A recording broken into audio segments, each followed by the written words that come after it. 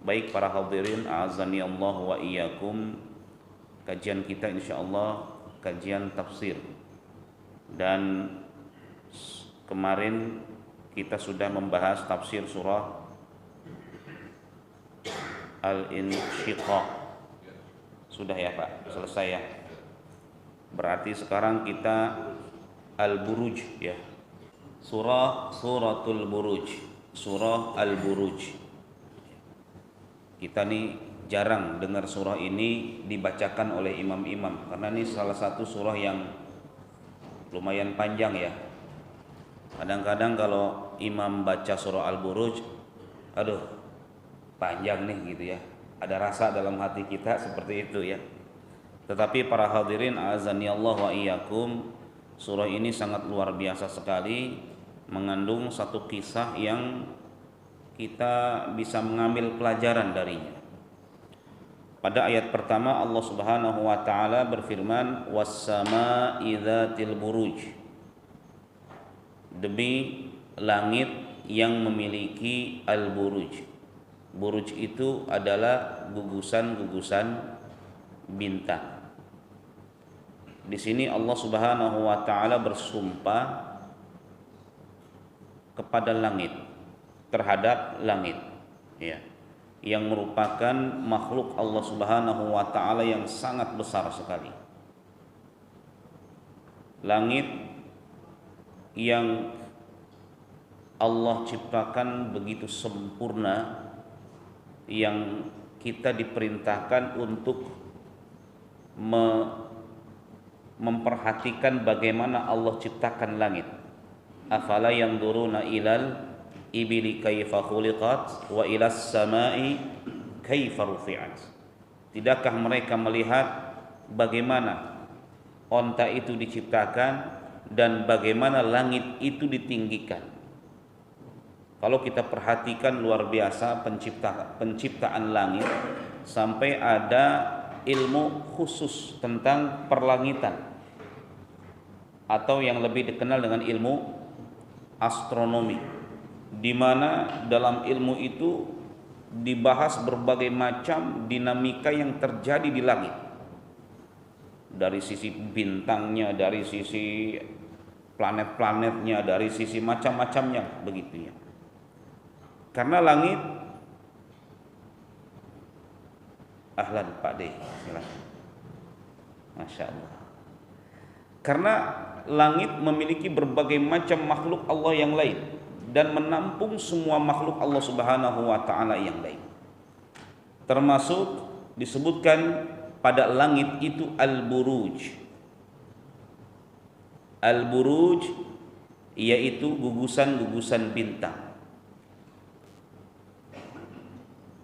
Dan dalam ilmu astronomi kita mengenal atau kita dikenalkan oleh para pakar astronomi bahwa menurut penelitian mereka, kita ini berada di salah satu gugusan bintang yang bernama Bima Sakti ya.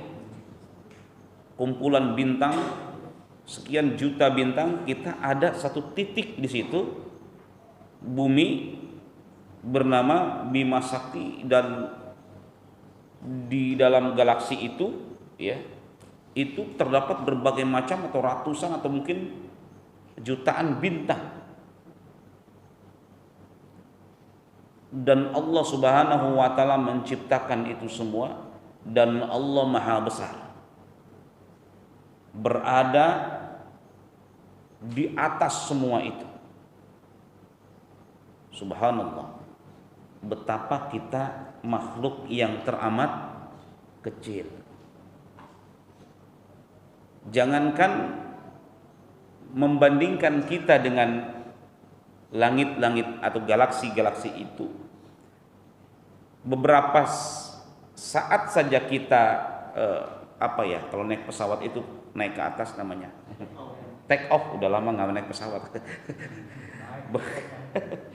ya. Kalau beberapa saat saja kita take off, itu kita lihat ke bawah, manusia itu paling nggak kelihatan gitu. Yang terlihat hanya kotak-kotak jalan itu. berjalan sendiri ya, mobil-mobil kontainer kadang-kadang kecil-kecil, sedikit lagi ke atas kita sudah nggak kelihatan kita. Manusia itu seperti apa begitu ya? Bahkan disebutkan dalam surah Al-Qari'ah, gunung-gunung itu kalau hari kiamat seperti apa Pak? Anai-anai yang berterbangan. Terus manusia kayak apa? Betapa kecil sekali kita ini Pak. Bukan siapa-siapa kita ini, manusia, tetapi lagi-lagi Allah Subhanahu wa Ta'ala menegaskan bahwa makhluk yang kecil ini adalah sebaik-baik makhluk. Walaqad khalaqnal insana fi ahsani taqwim. Makhluk yang kecil ini adalah sebaik-baik makhluk.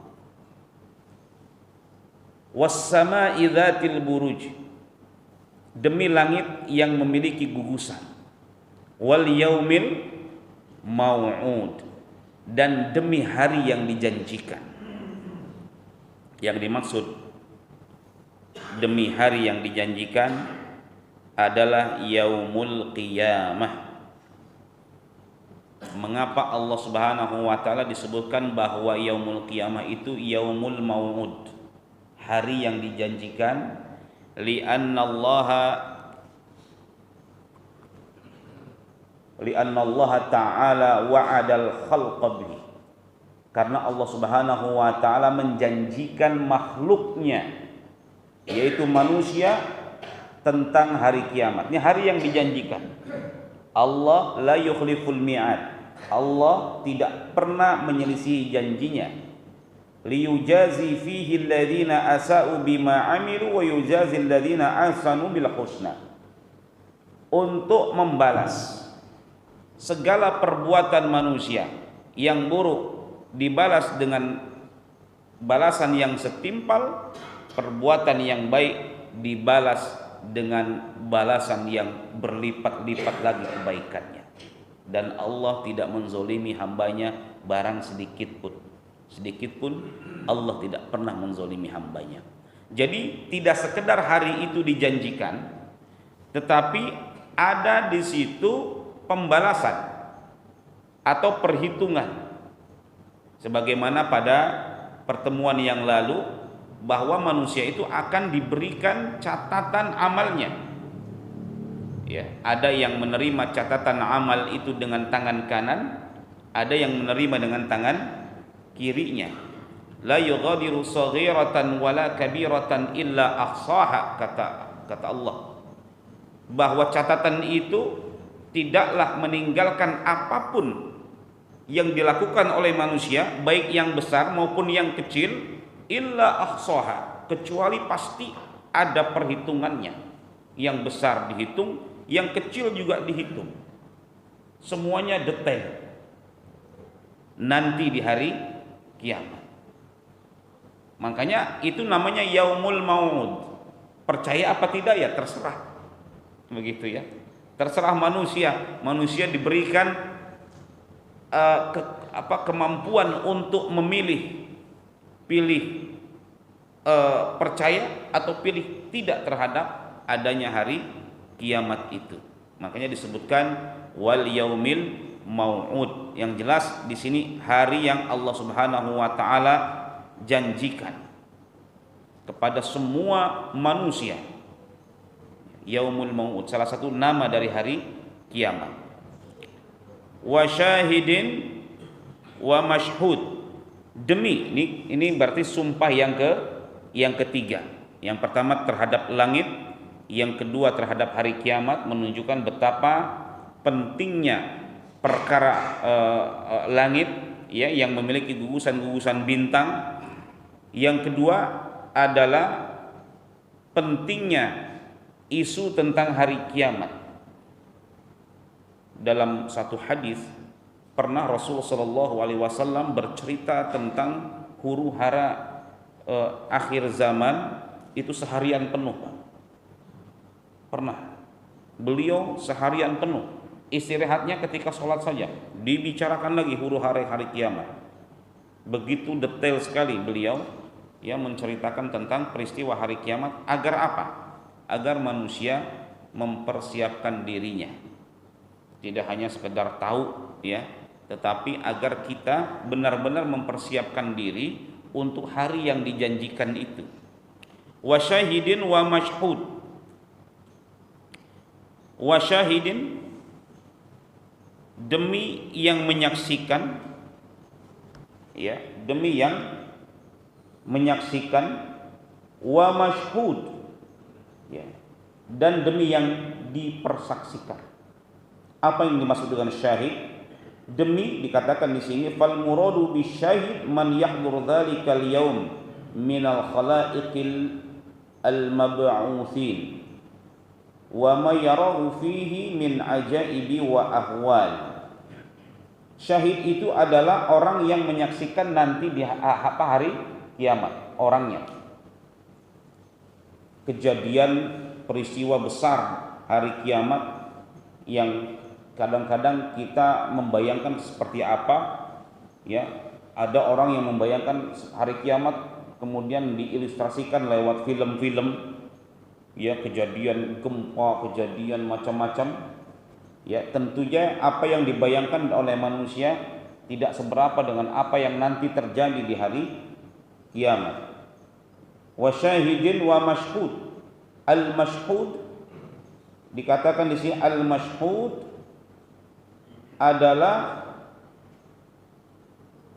ma fi dzalikal yaum min ajaibihi, kejadian-kejadian yang luar biasa nanti di hari kiamat. Demi orang yang menyaksikannya, demi apa yang disaksikannya. Yang disaksikan tentunya luar biasa sekali. Ya, Allah Subhanahu wa taala menggambarkan kedahsyatannya dengan bagaimana orang yang menyaksikan itu lupa sudah dengan dirinya, dengan orang lain. Dia hanya ingat dirinya sendiri. Ya, sebagaimana Allah Subhanahu wa taala berfirman, yauma tada'u kullu ajnihatin bima arda'at, ya, wa tada'u kullu ajnihatin bima arda'at.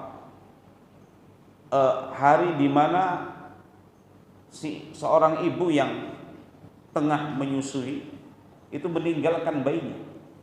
Itu bayangkan, hari di mana seorang ibu yang tengah menyusui meninggalkan bayinya, sudah nggak ingat lagi kecuali dirinya, saking dahsyatnya kejadian hari kiamat itu. Apalagi yang lain, sudah nggak ingat lagi, sudah dia memikirkan dirinya sendiri. Ketika akan ada peristiwa yang akan menimpanya, orang cenderung untuk memikirkan dirinya sendiri. Sudah lupa, sudah. Baru saja jadi tersangka langsung ngomong kan, belum dieksekusi. Biasanya seperti itu. Dia akan memikirkan dirinya sendiri. Apalagi ini hari kiamat, udah nggak ingat apa-apa lagi kecuali sudah dirinya yang dipikirkan. Berarti sangat dahsyat sekali kejadiannya. Apapun yang kita bayangkan, peristiwa kiamat itu jauh lebih dahsyat. Idza zulzilatil ardu zilzalaha, goncangannya seperti itu. Goncangan bumi yang nggak pernah terjadi sebelumnya. Sampai-sampai disebutkan saking bergoncangnya gunung-gunung itu terbang, sudah bergerak. Yauma tamurus wa tasirul jibalu sayra, di mana gunung-gunung itu jalan, bergerak, luar biasa. Kadang-kadang kita melihat gunung meletus saja itu sudah mengerikan, peristiwa yang luar biasa mengerikan. Ini gunung bergerak. Dan inilah Allah bersumpah dengan kejadian yang luar biasa di hari kiamat itu. Apa pesannya di sini? Allah Subhanahu wa taala berfirman pada ayat berikutnya, qutila ashabul ukhdud. Celakalah para pembuat parit. Kita bertanya, maksudnya apa ini? Ya, diterjemahnya apa, Pak? Para pembuat parit aja kan? tanpa ada keterangan kan. Makanya kalau hanya mengandalkan terjemah, maksudnya apa? Siapa mereka ini? Makanya ayat ini termasuk min mubhamil ayat. Ayat-ayat yang mubham, yang butuh penjelasan. Mubham itu yang maknanya masih belum jelas. Perlu penjelasan. Apa yang dimaksud dengan kutila ashabul ukhdud? Celakalah para pembuat parit itu. Ayat ini menyinggung sebuah kisah yang terjadi sebelum Rasulullah Shallallahu Alaihi Wasallam lahir. Jadi beberapa waktu sebelum Rasulullah Shallallahu Alaihi Wasallam lahir, ada seorang raja di Yaman, disebutkan oleh Sahih Bukhari. Saya kira teman jamaah sudah tahu ya. Sudah tahu belum? Belum, Pak. Iya. Kalau anak-anak sudah tahu kayaknya. Ya. Tapi ini penting informasi ini. Jadi disebutkan di dalam Sahihul Bukhari ada seorang raja yang bernama Dzu An-Nuwas. Ya, disebutkan dalam riwayat yang lain namanya Dzu An-Nuwas. Jadi Dzu An-Nuwas ini seorang raja di Yaman. Ya, dia beragama dengan agama nenek moyangnya. Disebutkan sebagian bahwa agamanya Yahudi, tapi Yahudi yang nggak benar. Begitu, jadi jauhlah. Nah, raja ini mengaku dirinya sebagai Tuhan, penguasa tunggal, begitu. Ya, raja seumur hidup lah, begitu. Penguasa tunggal di Yaman. Dia punya seorang asisten, bukan asisten ya, raja itu biasanya patih ya. Punya seorang wakil, orang kepercayaan, dan kepercayaan ini dia pandai sekali dalam ilmu sihir. Jadi seorang sahir, kepercayaan raja ini seorang sahir. Namun ahli sihir ini sudah menua, jadi umurnya sudah semakin tua dan dia tidak bisa menyihir dirinya untuk muda lagi.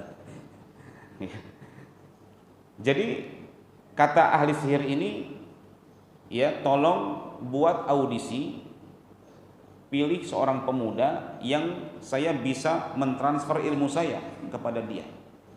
Akhirnya karena dia sudah tua, ya, makanya dibuatlah sayembara dan terpilihlah seorang pemuda. Disebutkan dalam Sahih Bukhari pemuda itu namanya Ghulam, nggak disebutkan namanya. Maka Ghulam ini terpilih. Dia cerdas, fisiknya kuat, ya, dan sangat berbakat sekali. Jadilah dia terpilih menjadi ahli sihir atau calon ahli sihir. Belajarlah pemuda ini ke tukang sihir. Ya, namanya ilmu sihir dipelajari bukan di kota. Tetapi biasanya orang belajar sihir itu di mana, Pak? Di pegunungan lah, di mana gitu ya. Berangkatlah pemuda itu setiap hari. Bolak-balik terus belajar gitu, belajar ilmu sihir. Di tengah perjalanan pemuda itu setiap berjalan melewati jalan yang sama, pemuda itu selalu mendapatkan ada seorang rahib mengajarkan ajaran-ajaran tauhid. Jadi lagi dari sini berangkat kemana begitu, ada di situ beberapa orang duduk, ada taklim lah gitulah istilahnya, ada kajian. Akhirnya pemuda ini penasaran, ini ada pengajian apa? Akhirnya dia duduk. Sehingga yang dia dengarkan yang pertama putih, kemudian dia belajar hitam. Sesuatu yang sangat bertentangan. Terus seperti itu dia. Tiap harinya dia duduk. Kemudian setelah itu dia belajar sihir. Sehingga dia galau. Satunya bilang putih, satunya bilang hitam. Satunya bilang harus beriman kepada Allah Al-Ahad As-Samad lam yalid wa lam yulad wa lam yakul lahu kufuwan ahad. Satunya harus kufur kepada Allah, harus kafir, harus menyembah syaitan dan yang lain. sangat bertentangan. Dilema. Pemuda ini dilema. Sehingga selalu dia berpikir mana nih yang benar, apakah tukang sihir itu ataukah rahib itu. Disebutkan rahib itu namanya Hunay'ah dhi Shanatir. Ya. Dan dia ini sebenarnya buronannya Zu'an-Nuwas. Dicari-cari oleh Zu'an-Nuwas. Dia bersembunyi tapi dia tetap memberikan ininya, ya, ajarannya. Akhirnya pemuda ini dalam satu perjalanan singkat saja, karena hadisnya panjang banget ini, panjang sekali saya baca hadisnya ini. Singkat saja, pemuda ini di jalan itu melihat jalan yang terhalang oleh seekor lembu, sehingga masyarakat itu tidak bisa melewati lembu itu, melewati jalan itu. Kata pemuda ini saatnya saya membuktikan mana yang benar, apakah rahib itu atau tukang sihir itu. Kalau yang benar rahib, begitu, dia balik. Logikanya, kalau yang benar rahib, saya lempar ini, maka matilah lembu itu. Lempar lembu dengan kerikil. Kalau memang yang benar ini rahib, kalau saya lempar dengan kerikil, dia akan mati. Karena pemuda ini ingin membuktikan kekuasaan Allah. Makanya kata pemuda itu, ya Allah, kalau memang benar rahib itu, saya lempar lembu ini dengan kelikir, mati. Dilemparlah dengan kelikir lembu itu, dan lembu itu langsung tersungkur jatuh dan mati. Akhirnya pemuda itu yakin bahwa yang benar itu adalah rahib itu, dan pemuda itu pun mendatangi rahib. Kata rahib itu, hari ini kau lebih baik dari saya. Di sini disebutkan bahwa Allah Subhanahu wa taala memberikan karomah kepada pemuda ini. Kata rahib itu, kalau kau nanti dicari orang, jangan tunjukkan tempat saya di mana berada. Karena rahib sudah punya insting, ini pemuda akan viral. Begitu. Akhirnya pemuda itu yakin, yang tadinya suka ke tempat sihir, akhirnya nggak kesana lagi, udah nggak percaya, yakin kepada Allah. Akhirnya disinilah Allah Subhanahu wa taala berikan keistimewaan kepada pemuda ini. Pemuda ini dengan izin Allah dapat menyembuhkan berbagai macam penyakit, sehingga sangat cepat viral di kalangan masyarakat, gitu ya. Media-media sosial sudah ramai ngasih beritanya, gitu ya. Jadi setiap ada orang yang datang, pemuda ini hanya ngasih tahu bahwa yang menyembuhkan adalah Allah, dan saya hanya perantara saja, dan kau harus beriman kepada Allah Subhanahu wa taala. Mau nggak beriman kepada Allah? Mau. Didoain oleh pemuda itu, sembuh. Subhanallah. Yang tadinya mungkin penyakit-penyakit ekstrim, Pak, sembuh. Luar biasa, dan free, nggak perlu pakai BPJS apa semua, nggak perlu. Free semua. Ya. Jadi ini kalau ada di zaman sekarang orang kayak gini, Pak, Masya Allah, udah ngantri kali, Pak. Ya, free semua, berbagai macam penyakit. Ya, penyakit-penyakit yang logika nih kayaknya nggak sembuh nih. Sembuh. Sampai hal ini terdengar oleh kerajaan, yang mendengarnya menteri. Ketika itu menterinya buta. Bahasa kitanya bener nih, viral gitu ya. Pak Menteri, beneran ini mah nih, jago nih ngobatinnya gitu kan. Sudah, kamu kesana aja Pak Menteri. Saya buta ini, nggak mungkin bisa ngelihat lagi. Sok aja kesana. Wong yang kemarin aja penyakitnya gini bisa gitu kan. Mungkin obrolannya kurang lebih seperti itulah. Coba aja dulu kesana. Ini bagus ini tabibnya gitu kan. Gimana cara ngobatinnya? Ya pokoknya gitulah. Datanglah menteri itu ke pemuda ini. Ya, datang, ya, diceritakanlah penyakitnya. Saya datang, penyakitnya buta. Saya pengen melihat. Kan logikanya agak sulit. Kalau di kita dimasuk rumah sakit, Udah nggak ngelihat, pengen ngelihat ya harus transplantasi apa? Mata kan. Diganti, dioperasi ya. Baiklah kata pemuda, kau bisa melihat, tapi sebenarnya yang menyembuhkan engkau itu, yang buat melihat engkau itu Allah, bukan saya. Saya hanya mendoakan saja. Kau mau nggak beriman kepada Allah? Diterangkan tentang tauhid, semuanya diterangin. Akhirnya si menteri ini beriman kepada Allah, berdoa, beriman kepada Allah. Doalah pemuda itu, diusap matanya, melihat. Luar biasa, Pak. Ini karomah yang luar biasa. Yang jelas kalau ada di zaman sekarang sudah ngantri semua itu. Yang penipuan aja banyak, gus apa itu? Yang keris apa itu? Atau pura-puraan aja banyak gitu ya. Iya. Ini luar biasa gitu. Akhirnya menteri ini girang, pulanglah ke kerajaan. Raja heran, kemarin kan buta gitu kan, kamu bisa melihat dari mana itu? Gitu. Kata si menteri ini yang menyembuhkan saya adalah Allah. Siapa yang tidak ada Tuhan selain saya, kata raja. Kamu jangan begitu. Lewat siapa? Kau seperti itu. Ditangkaplah menteri itu, dipaksa untuk bicara. Siapa yang menyembuhkan? Allah. Luar biasa. Akhirnya dicopotlah dari jabatannya biar penyidikannya netral katanya. Ini lagi rame, lihat berita sambo mulu, bosan kan? Ampun dah. Ya. Menterinya dicabut jabatannya nih.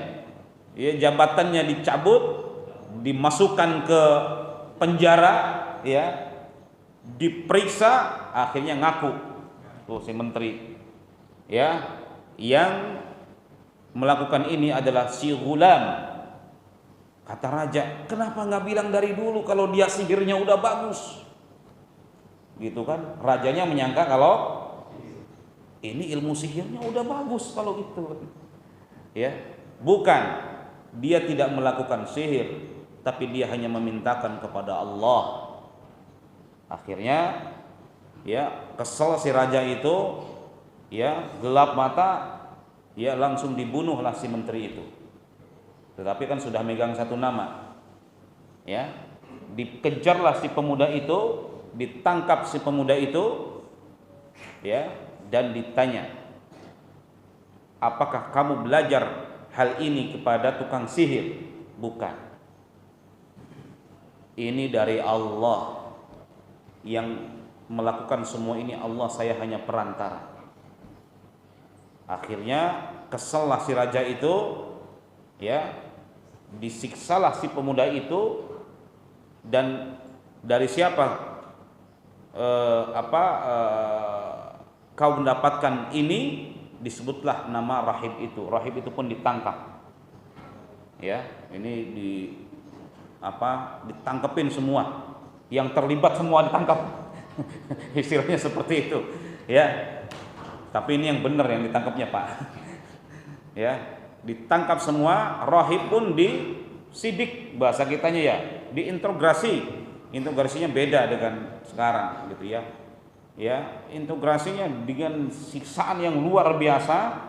Akhirnya rahib itu diancam oleh raja. Kau mau beriman kepadaku, melepaskan agamamu, ya, atau aku gergaji kamu.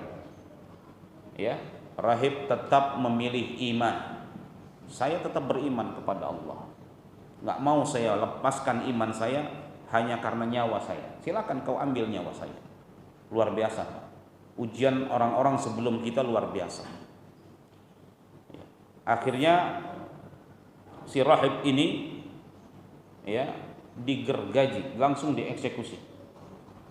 Digergaji dari atas sampai bawah, dan itu nggak bisa kita bayangkan, dahsyat sekali siksaan terhadap orang-orang yang beriman di zaman dulu. Tinggallah si pemuda ini, lagi-lagi ditawari untuk kafir, nggak mau pemuda itu. Ya udah, kalau gitu kau mau mati di mana? Kata si raja. mau mati di gunung atau di laut. Sudah pilihannya dua, terserah kata pemuda itu. Langsung si pemuda ini dibawa ke laut, ya, dibawa ke laut. Oh maaf, dibawa ke gunung dulu. Sudah kau dilempar saja di jurang, ya. Ternyata Allah takdirkan gunung itu bergetar, gitu ya, ada gempa, gitu ya. Yang jatuh justru para pengawal yang mau mengeksekusinya. Jadi si pemudanya masih hidup, gitu. Balik lagi tuh ke raja, kaget. Oh kamu yang hidup, gitu. Qadarullah kata pemuda itu. Akhirnya bawa ke laut, dibawa ke laut, diikat lagi, dibawa ke laut. Begitu. Di tengah-tengah laut ada terjadi ombak yang jatuh justru para pengawal itu. Si pemuda itu tetap pulang lagi lah pemuda itu, ya, sampai ke kerajaan. Kaget si raja itu dan sekaligus takut. Ya, kaget sekaligus takut. Kata si pemuda itu, wahai raja, kalau kau mau membunuh saya, kalau kau mau ingin saya mati, gampang kok. Kau cukup kumpulkan orang, rakyatmu kumpulkan, ya. Kau salib saya, digantung atau di apalah, taruh saya di salib. Kemudian kau panah saya. Kemudian ketika memanah, kau sebutkan Bismillahi Rabbi hadzal ghulam, dengan nama Allah, Rabb Tuhannya anak ini. Maka raja pun saking paniknya, orang kalau panik biasanya nggak mikir ya, iya kan, nggak mikir efeknya begitu. Maka dikumpulkan orang 20.000 rakyat Yaman dikumpulkan, ya, dibuat broadcast undangan gitu. Istilahnya seperti itu ya. Dibuatlah pengumuman akan ada eksekusi terhadap si pemuda ini, ya, mungkin mau live streaming apa semualah begitu. Akhirnya rakyat Yaman itu berkumpul kurang lebih 20.000 orang, dan ketika itu jumlahnya ya banyak ya Pak, jumlah 20.000 itu banyak sekali. Berkumpullah rakyat Yaman. Pemuda pun ditaruh, disalib. Raja itu pun, ya, dengan panik dan mengucapkan Bismillahi Rabbi hadzal ghulam, demi Allah atau dengan nama Allah Tuhannya gulam ini. Langsung dipanah dan tepat terkena kepalanya. Pemuda itu pun meninggal dunia. Efeknya jelas terhadap rakyatnya, kan begitu, nggak mikir. Akhirnya semua rakyat Yaman mengucapkan apa? Amanna bi Rabbi hadzal ghulam. Kami beriman kepada Tuhannya anak ini. Kami beriman kepada Allah. Efeknya seperti itu. Raja makin panik, marah, menjadi seorang penguasa yang tidak lagi dipercayai oleh rakyatnya, nggak mau lagi mereka menyembah dia. Akhirnya dibuatlah ancaman, diajaklah mereka untuk kembali kafir. Mereka nggak mau. Luar biasa. Orang kalau sudah masuk keimanan, ya ketika iman itu menancap, padahal paginya kafir, nancap iman, luar biasa kalau sudah iman itu datang kepada diri seseorang. Mereka nggak mau. Akhirnya raja itu terus memaksa, nggak mau. Akhirnya raja itu mengancam mereka dengan dibuatkan parit. Nah ini makanya ashabul ukhdud, maksudnya para pembuat parit. Nah dibuatlah parit. Kalau yang tetap beriman kepada anak muda ini, ya, akan dimasukkan ke dalam parit dan di situ diisi oleh api. Jadi parit besar gitu ya. Kemudian di situ di bawahnya itu api yang membara. Ini pilihan yang sangat sulit sekali, Pak. Ya, kalau itu terjadi pada diri kita, wallahu alam bisawab, kita mungkin memilih hidup, Pak. Ya, kamu mau kafir atau hidup? Ditodong mungkin oleh tembakan atau kematian di depan mata kita. Wallahu alam bisawab kalau itu terjadi pada diri kita. Dan itu terjadi, dan ini kisah nyata disebutkan dalam Sahih Bukhari, terjadi di Yaman.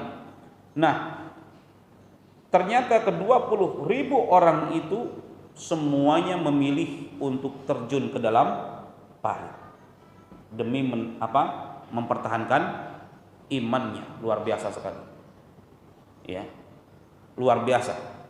Sampai-sampai ada seorang ibu dengan anaknya agak ragu bukan karena keimanan itu, karena kasihan kepada anak bayinya. Dan ketika si ibu ini ragu, anak bayi ini berbicara. Ini salah satu anak yang berbicara. Yang pertama anak bayi yang ini, yang kedua kisah Juraij, ya, yang untuk menentukan siapa yang melakukan perzinahan. Yang ketiga adalah Nabi Isa alaihissalam. Salah satunya anak yang ini, dia berbicara, wahai ibu jangan ragu, kita di atas kebenaran. Si ibu ini pun tidak ragu-ragu, akhirnya menjatuhkan dirinya ke dalam parit. Subhanallah. Ini satu kisah yang menunjukkan benar sabda Rasul sallallahu alaihi wasallam bahwa orang-orang sebelum kita itulah rajulun yudau fi ra'sihi al-minsyar.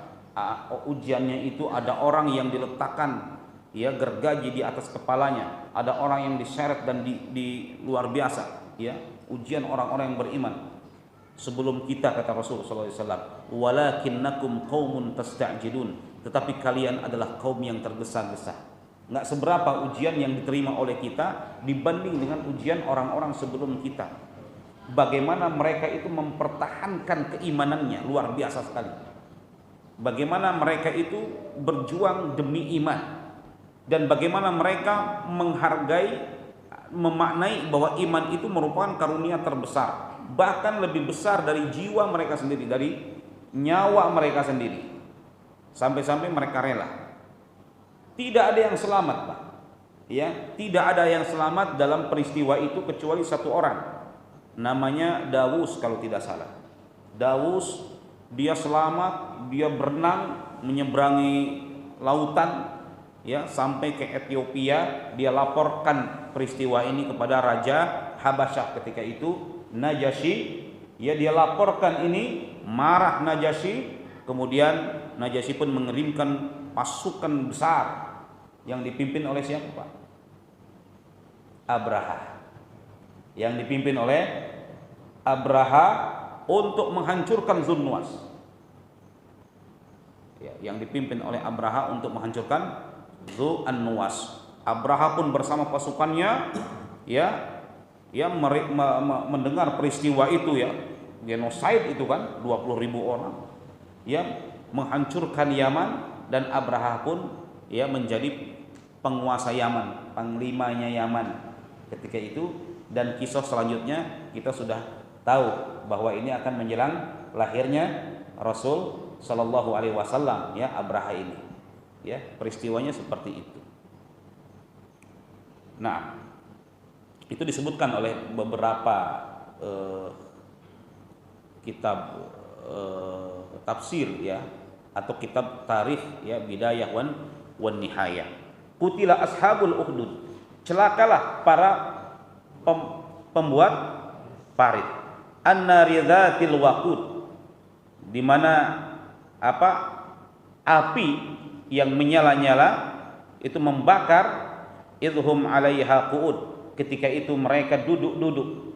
Wa hum 'ala ma yaf'aluna bil mu'minina syuhud, dan mereka menyaksikan perbuatan mereka terhadap orang-orang yang beriman, ya, terhadap orang-orang yang beriman.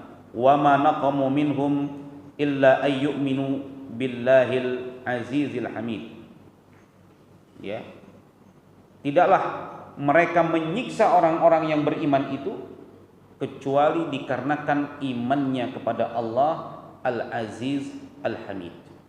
Jadi penyiksaan terhadap orang-orang yang beriman ini tidak hanya terjadi di zaman-zaman Rasulullah Sallallahu Alaihi Wasallam. Tetapi setiap orang yang beriman itu mengalami ujian yang luar biasa.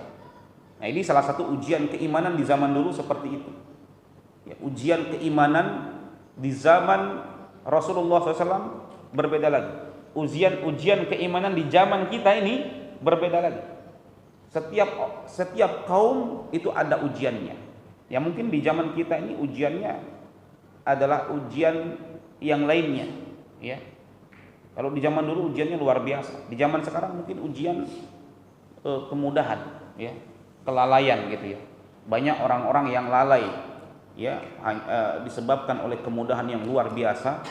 Ya, banyak orang-orang yang jatuh kepada kemaksiatan, ya, lewat kemudahan-kemudahan itu. Ya, alladzi lahu mulkus samawati wal ardh wallahu ala kulli syai'in syahid. Allah dialah yang memiliki kerajaan langit dan bumi, wallahu ala kulli syai'in syahid, dan Allah menyaksikan terhadap segala sesuatu. Syai' itu sesuatu yang kecil, Pak. Syai' yang kecil aja Allah syahid. Allah nanti menjadi saksi. Sekarang jadi saksi, nanti di hari kiamat pun menjadi saksi. Innal ladzina fatanul mu'minina wal mu'minat. Orang-orang yang menyakiti kaum mukminin dan kaum mukminat. Menyakiti di sini mengganggu orang-orang yang beriman, apakah mengganggu hartanya, mengganggu darahnya, mengganggu kehormatannya. Yang jelas ayat ini berlaku umum. Walaupun konteksnya adalah mereka, orang-orang yang membuat parit itu, tetapi jelas ayat ini berlaku umum pada siapapun yang mengganggu orang-orang yang beriman. Mengganggu di sini macam-macam, mengganggu sholatnya, mengganggu ibadahnya, menghalang-halangi mereka untuk beribadah, melakukan provokasi, melakukan menyebarkan berita-berita bohong tentang orang-orang yang beriman, atau merendahkan, ya, orang-orang yang beriman, atau merendahkan iman, merendahkan Islam. Ini banyak sekali bentuk-bentuk penggangguan terhadap orang-orang yang beriman. Fatanul mu'minina wal mu'minat, mengganggu orang-orang yang beriman disebabkan iman tentunya, ya, bukan disebabkan masalah pribadi, tapi karena dia adalah orang yang beriman, dia ganggu begitu. Tapi kalau masalah pribadi, ya, semua orang punya gitu, ya, masalah-masalah sifatnya duniawi tidak masuk di sini. Tapi masalahnya adalah diniyah, sifat-sifat yang bersifat keagamaan. Ya, seperti melecehkan orang-orang yang beriman. Misalkan ada orang pakai jilbab direndahkan, ada orang berusaha untuk menghidupkan sunnah Rasulullah SAW direndahkan. Ya, ini masuk dalam kategori fatanul mu'minina wal mu'minat. Tsumma lam yatubu, kemudian dia tidak bertaubat, ya, falahum azabu jahannam walahum azabul harik. Bagi mereka azab jahannam dan bagi mereka azab yang harik, ya, yang membakar. Kemudian Allah Subhanahu wa taala melanjutkan, innal ladzina amanu wa amilus solihati lahum jannatun tajri min tahtihal anhar dzalikal fawzul kabir. Adapun orang-orang yang beriman wa amilus solihat, dan beramal soleh. Dia beriman dan beramal soleh, dia buktikan imannya itu dengan amal soleh. Lahum jannatun tajri min tahtihal anhar dzalikal fawzul kabir. Bagi mereka lah jannat, ya, surga yang mengalir di bawahnya sungai-sungai. Nggak bisa kita bayangkan, Pak, bagaimana surga mengalir di bawahnya sungai-sungai. Udah nggak bisa ngebayangin. Kita berjalan di atas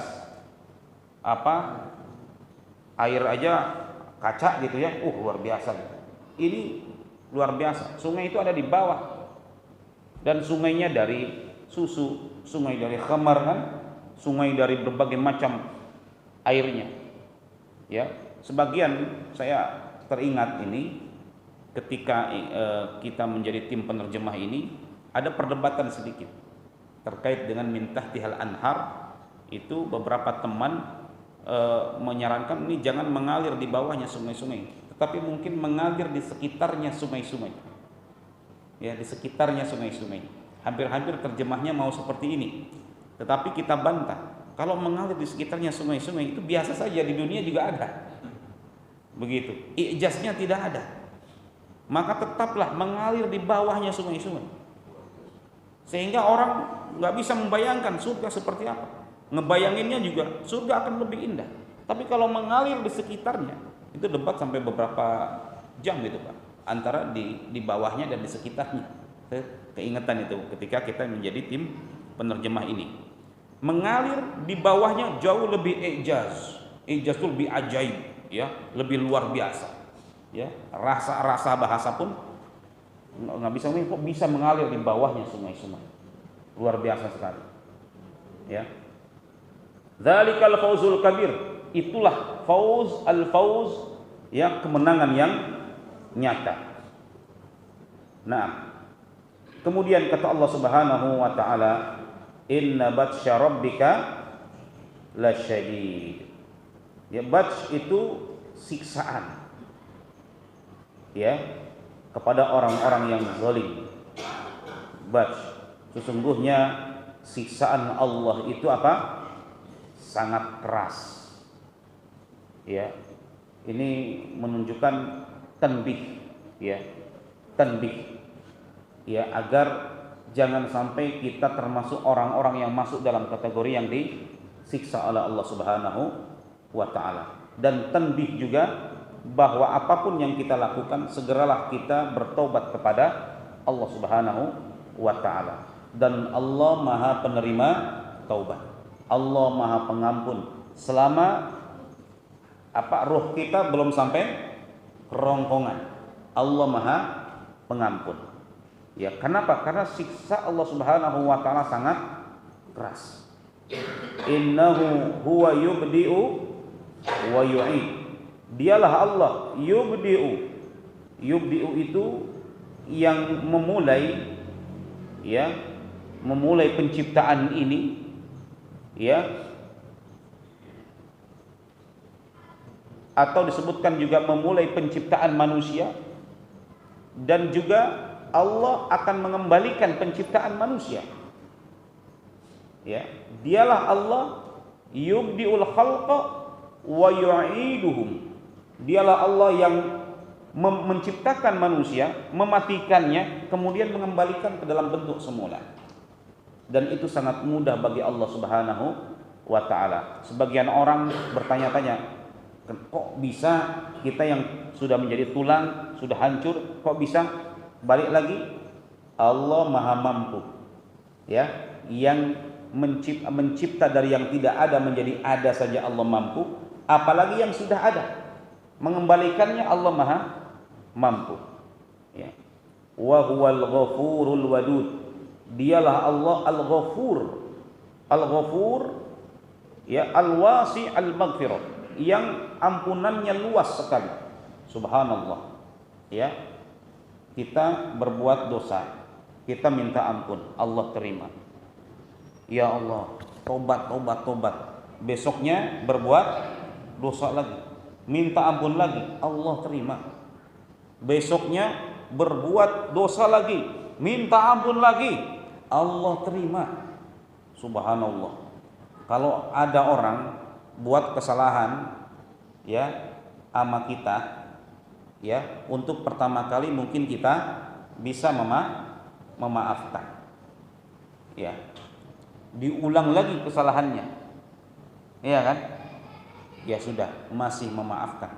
Kadang-kadang kalau sudah kesalahannya itu diulang lagi, kita sudah mengatakan tiada maaf bagimu, cukup sampai sini saja hubungan kita. Sudah.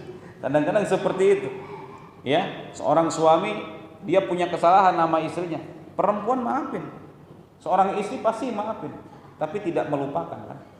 Begitu, kan begitu. Maafin sih maafin, tunggu saja.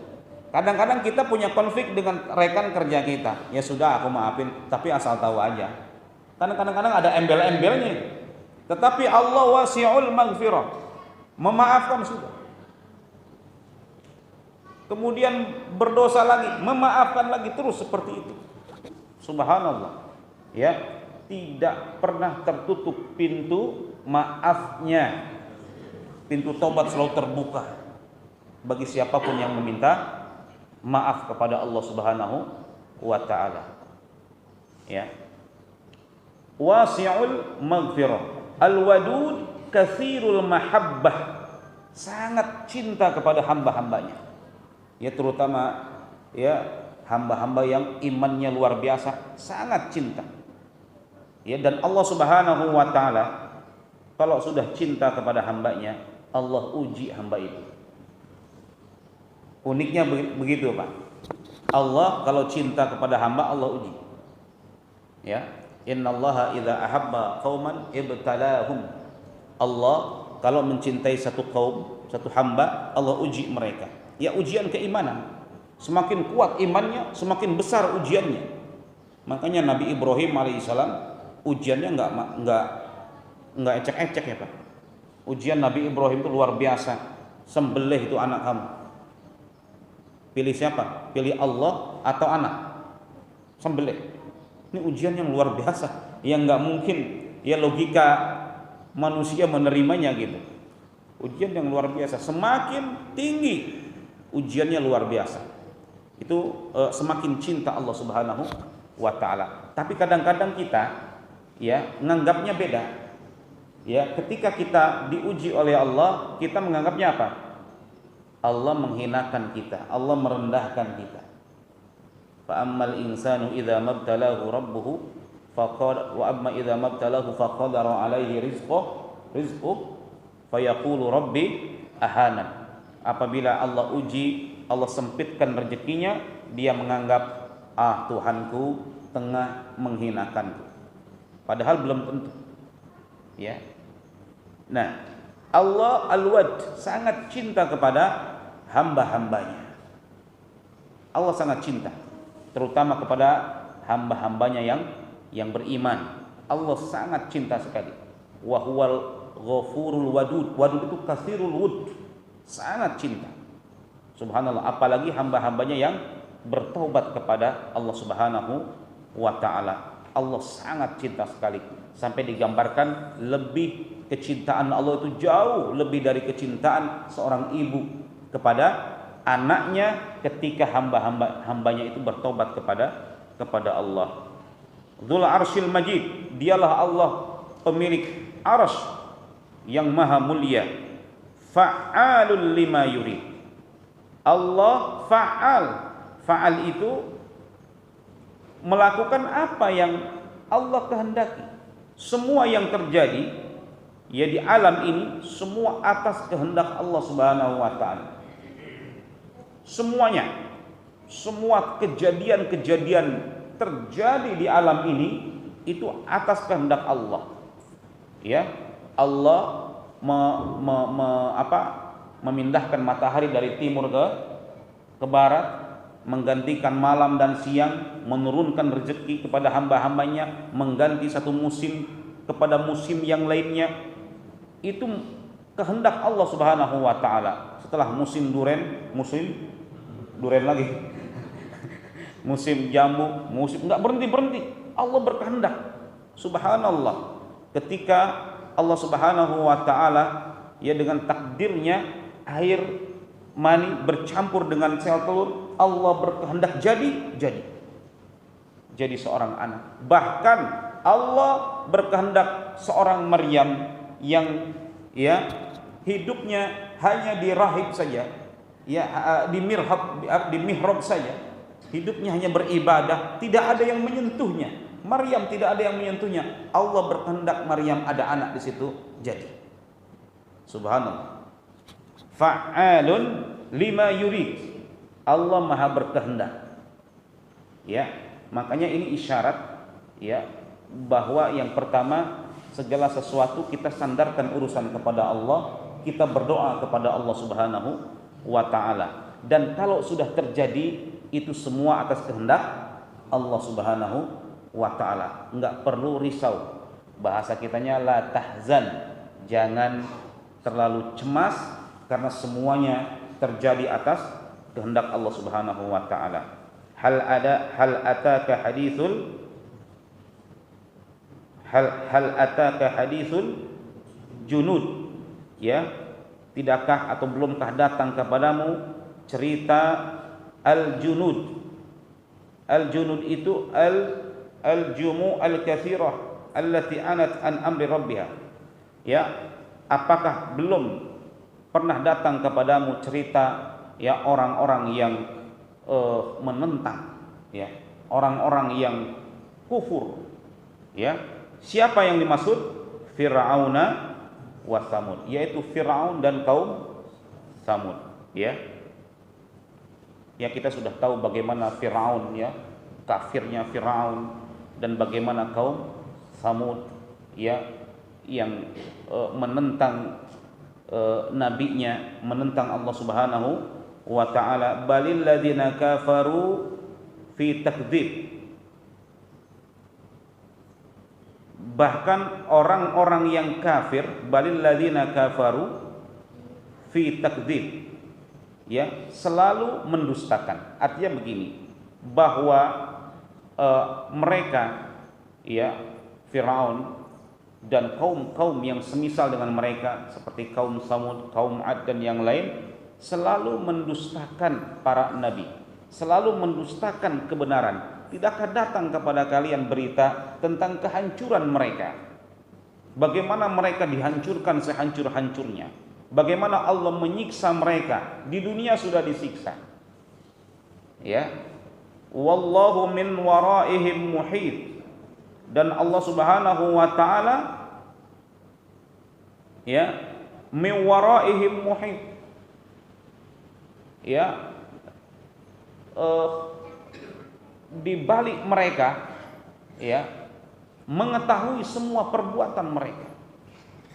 Ya. Ya, min waraihim muhit, mengetahui semua perbuatan mereka. Bal huwa Qur'anun Majid fi lauhim mahfuz.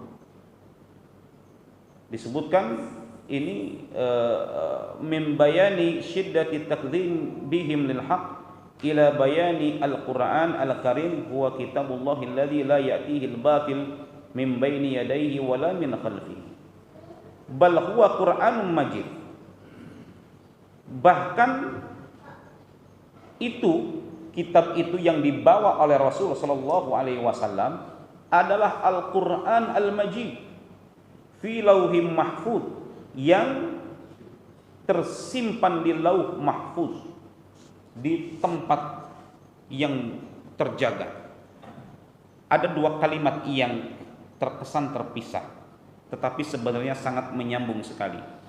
Tidakkah kau lihat kehancuran Firaun dan bala tentaranya, Samud, Ad dan kaum-kaum yang lain? Kenapa mereka hancur? Mereka itu mendustakan, ya, para nabi mereka. Mereka mendustakan Taurat, ya, yang dibawa oleh Musa. Mereka mendustakan Zabur yang dibawa oleh Nabi Daud alaihi salam. Maka kalian, wahai orang-orang Quraisy, janganlah seperti mereka mendustakan Al-Quran dan isi dan kandungan yang terdapat di dalamnya. Karena Al-Quran itu adalah Al-Majid, bal huwa Qur'anun Majid, yang dibawa oleh Rasul sallallahu alaihi wasallam itu adalah Al-Quran, bukan ucapan manusia, bukan sihir dan bukan mantra-mantra yang lain, tetapi itu adalah kalamullah fi lauhim mahfuz, yang sudah terjaga di lauh mahfuz. Maka janganlah kalian mendustakannya sehingga kalian atau nasib kalian sama nantinya seperti nasib Firaun dan kaum-kaum yang lain. Itu maksudnya seperti itu, Pak. Wallahu a'lamu bissawab. Selesai sudah tafsir dari surah Al-Buruj, ya. Satu surah, satu pertemuan diupayakan. Mudah-mudahan ini bermanfaat bagi kita semuanya.